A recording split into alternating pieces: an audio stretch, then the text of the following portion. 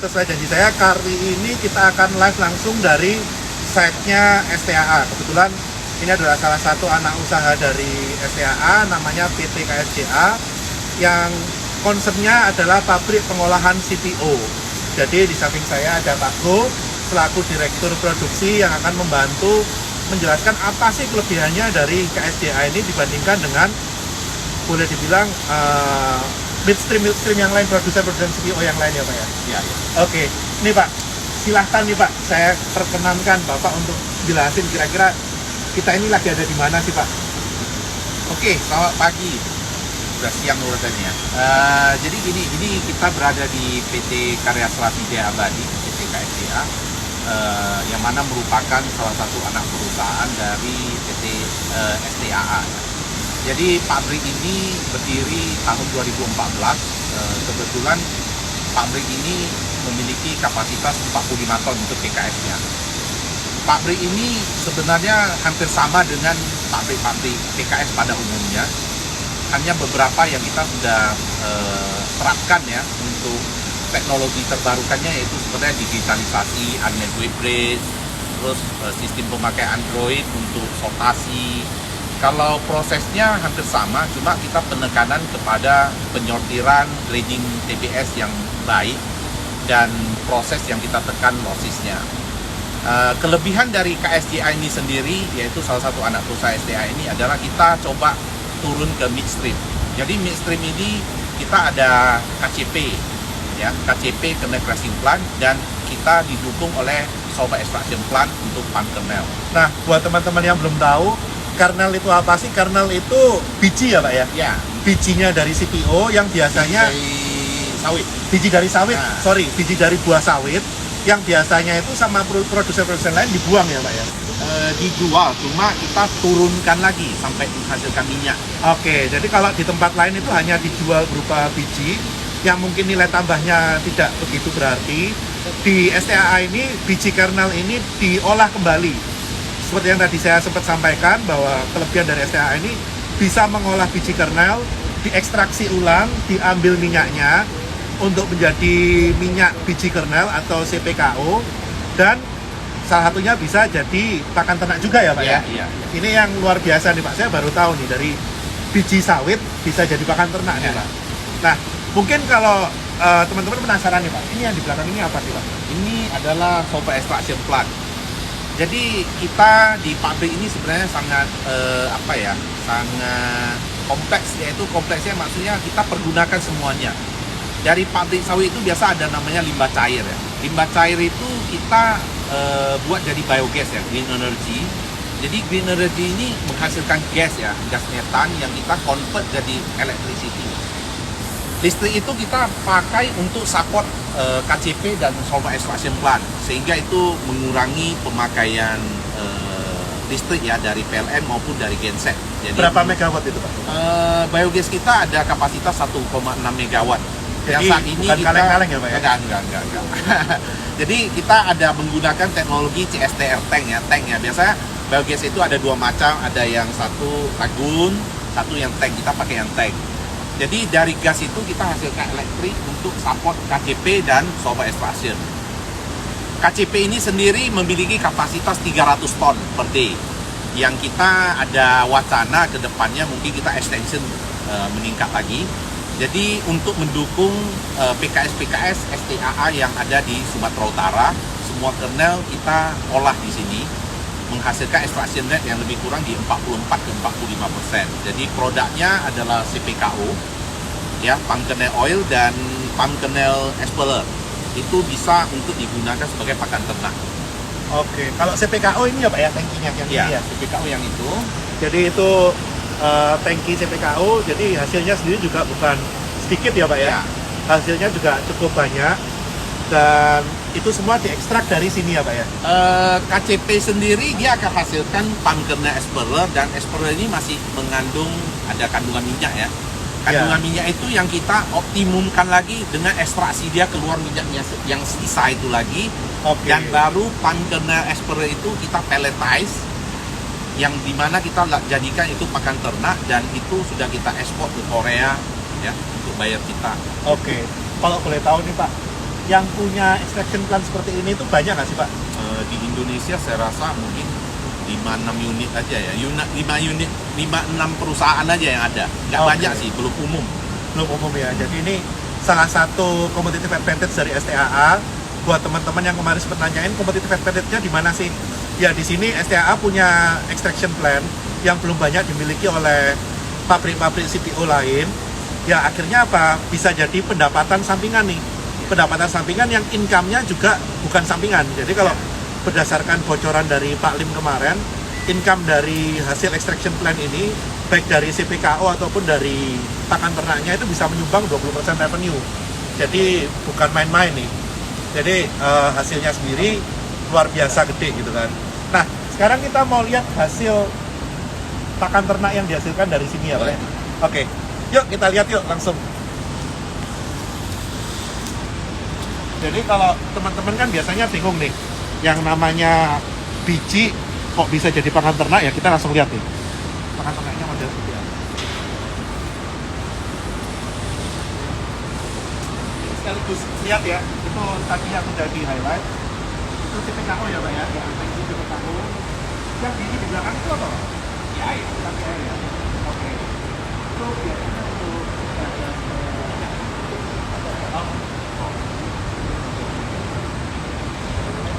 nah ini gudang yang banyak ini gudang-gudang feed mill-nya tadi ya Pak ya?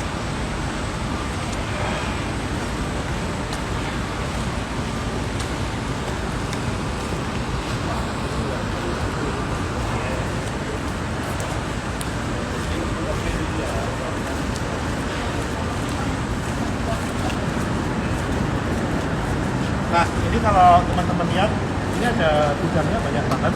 Ini gudang PKM, jadi PKM ini salah satu hasil sampingannya berupa pakan ternak tadi. Jadi ada yang PKM, ada yang PKE. Ya kurang lebih kalau teman-teman lihat penampakannya sama, cuma kadar minyaknya yang berbeda ya Pak ya. Kalau yang PKE masih bisa diekstraksi jadi ada keluar minyak lagi, kalau yang PKM udah siap untuk jadi pakan ternak. Mungkin kita lihat ke yang PKM sini ya Pak ya.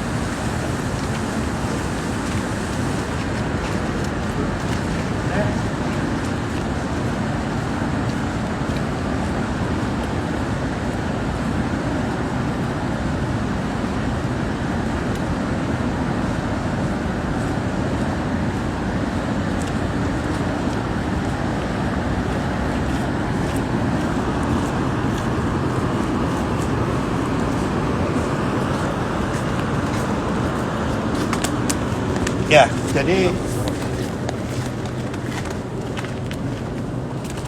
ini boleh sedikit dijelasin kira-kira ada plan apa?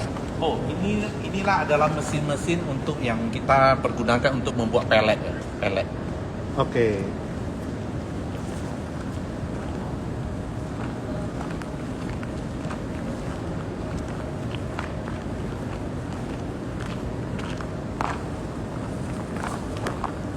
Oke, ini hasil Ini peletnya ya. Hasil peletnya udah jadi. Ya, ini yang kita ekspor ke Korea sebagai pakan ternak. Oke. Jadi bentuknya memang sengaja dibuat seperti ini ya Pak Iya, ya? iya. Sesuai standar yang diinginkan sama customernya ya? Ya, Oke. Kalau yang ini memang kadar minyaknya udah nggak ada ya Pak ya? Sehingga ada cuma sekitar 1%. jadi nggak ekonomis untuk dilakukan ekstraksi ulang. Ini yang sudah diekstraksi. Oke, ini yang sudah final ya? Ya. Kalau yang belum final yang PKE? Yang PKE. Oke.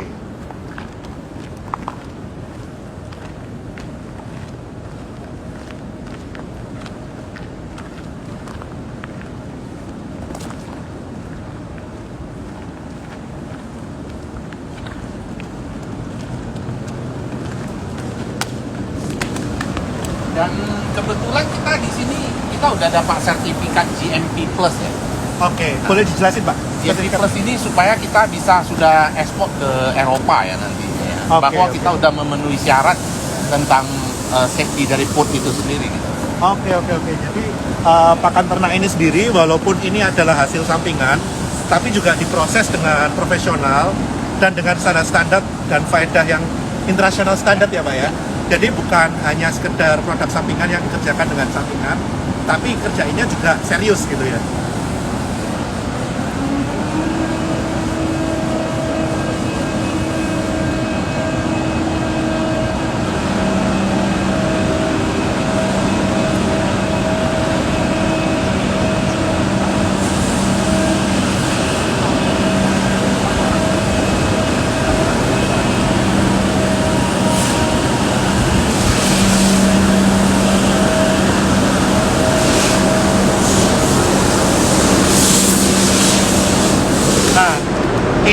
dan PKE. Jadi ini adalah hasil dari kernel yang kadar minyaknya masih sekitar berapa ini Pak?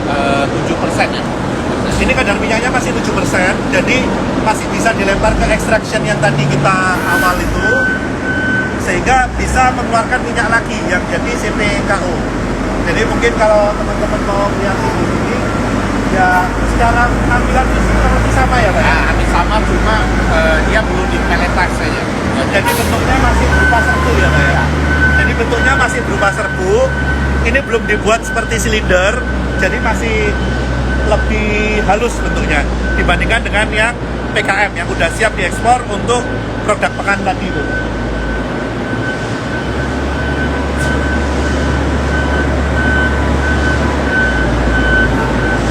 Ya, jadi lebih berupa serbu ya Mas, seperti pasir ya. Ya. Kalau yang tadi udah dipelletizing sehingga Ya, udah berbentuk.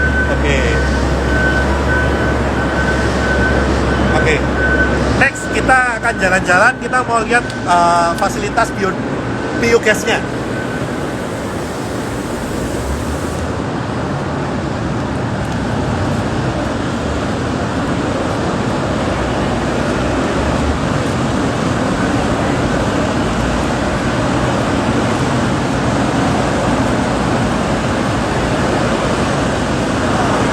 Jadi kalau teman-teman lihat ini pabriknya bersih sekali ya, dan keselamatan kerja di sini juga tentu concern utama dari STAA, dan kita juga lihat hijau, jadi bukan pabrik yang gersang ya.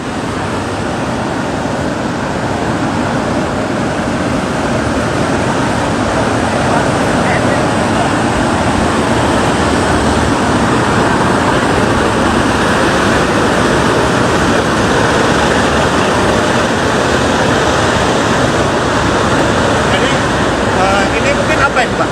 Ada yang bersih-bersih. Ini KCP ya, kernel crushing plant. Ini yang ngolah kernel itu. Jadi kapasitas yang terpasang saat ini 300 ton per hari. Jadi inilah yang itu ada first press, second press. Nah itu yang second stage itulah, jadi dari kernelnya dia di press untuk menghasilkan minyak, dan PKE yang masih kandungan minyak besar nih, mungkin 15-18%, baru kita masuk ke second stage. Itu yang nanti hasilnya keluar di dalam PKE-nya sendiri udah tinggal minyak sekitar 20%. Oke.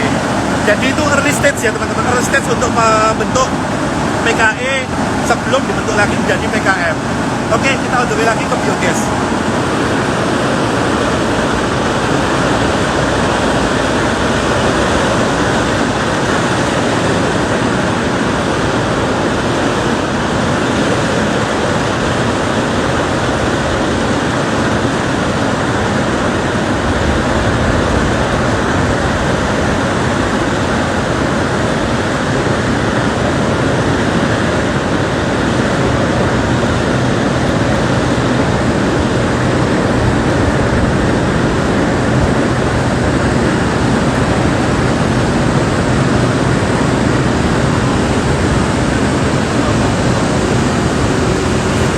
Oke, teman-teman, ini biogas station seperti yang tadi saya sampaikan sama Pak Go.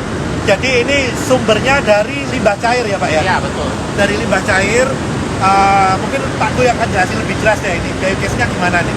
Ya awalnya kan kita lebih cenderung ke renewable energy ya, menggunakan segala potensi yang bisa diciptakan dari sawit ini, yaitu waste-nya ya, limbah cair, untuk dijadikan biogas.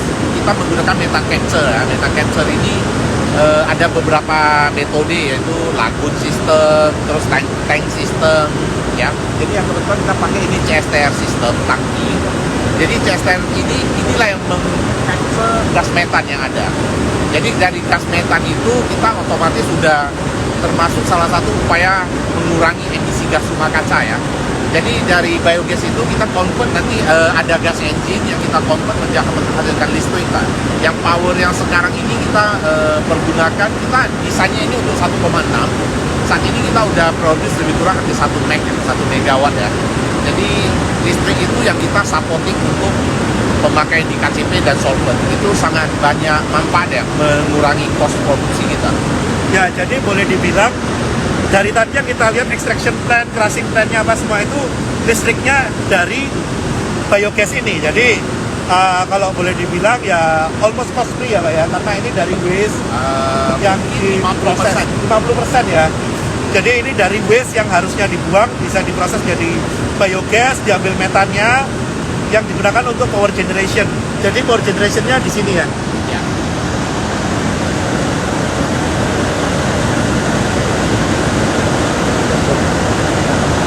Kita mungkin intip sejenak di dalam power generationnya seperti apa, supaya teman-teman nggak penasaran nih.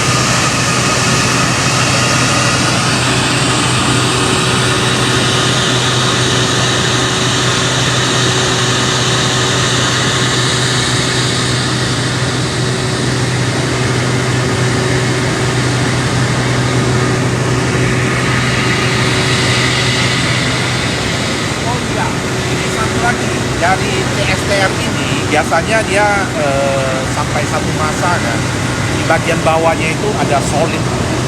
Solid itu memiliki nutrisi yang cukup bagus. Jadi sekarang kita malah saring solid itu, solid ini kita distribusikan ke kebun untuk pupuk. Oke, jadi waste dari waste-nya itu berupa sludge. Sludge-nya masih bisa jadi pupuk ya Pak ya. Jadi hasil dari biogas ada sludge, lumpur-lumpurnya masih bisa jadi pupuk. Gila, ini sih diusahakan benar-benar zero waste. Jadi benar-benar langkah-langkahnya yang dilakukan STAA sih bagi saya ini untuk environmental juga bagus ya.